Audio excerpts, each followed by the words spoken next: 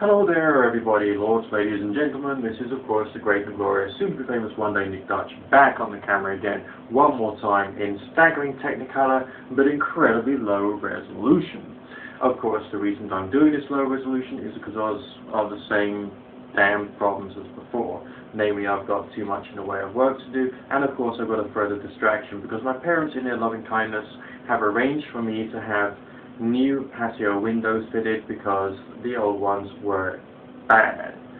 So as a result of that, there's a whole pile of rubble just sitting over there, and I've had all of my daytimes taken up with me not being able to have access to the internet and the telephone, and of course my living comes from the internet and telephone, so I've only been able to get any work done in the evenings. How much joy this has filled my heart cannot be expressed.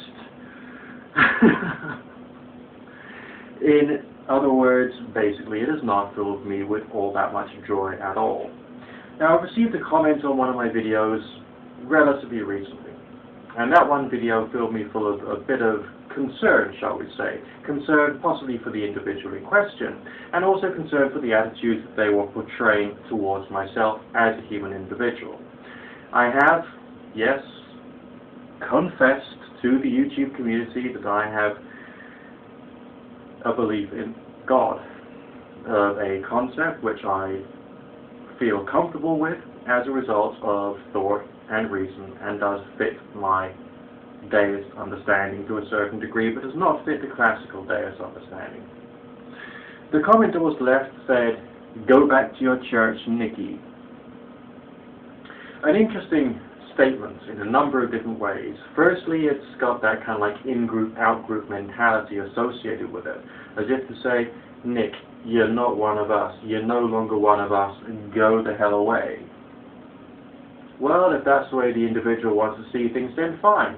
It's up to them to choose to use the in-group, out-group mentality. We have to see YouTube in a bit of a different light, I feel, and the kind of light we have to see it as being a variety of political environments. There's such a wide variety of people here, there's always going to be differing opinions.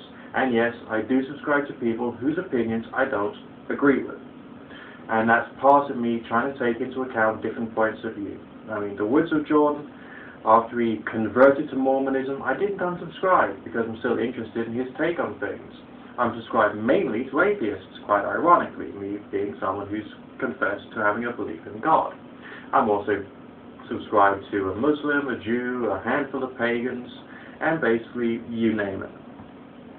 Now, if you guys out there have chosen because I don't quite fit into your little box, the little box that you believe in, or the little box that you think is just right for you, then basically I'm sorry. This is a global community. We're held together by global communication technology, which is called the internet, okay?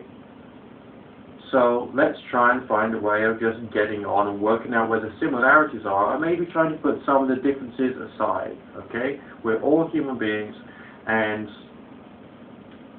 that's one of the most important things we've got to remember. Now, being on YouTube has been an interesting time for me. I've learned a lot more about thought, reason, understanding, and it's been very educational.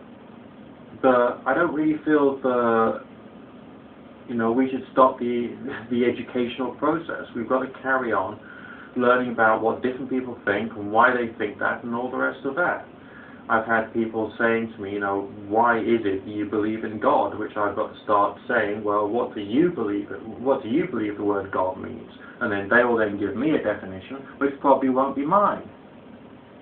So, relax, okay? I've had a series of strange experiences going on throughout my entire life. The more that I think about them, the more that it makes sense to me that there is a variety of consciousness which is everywhere, namely omnipresence. That consciousness is part of us, and under some strange circumstances, namely the experiences of prayer and some forms of meditation and other forms of religious experiences, one can have some kind of contact and or interaction with this thing, but precisely how it works we just can't say, because there's just strange experiences to be had, and a bunch of religious dogmas, some of which has been invented recently, some of which is written in rather outdated books, shall we say. And that sort of confuses the issue. And of course we got the media, which fills us full of the ideas of things like the alleged precise ways that certain forms of ghost entity can exist, and so on and so forth. So we're in a world of mixed messages, and I think that we need to be able to distinguish between belief and knowledge, and to be able to say what the different varieties of belief really are. Okay?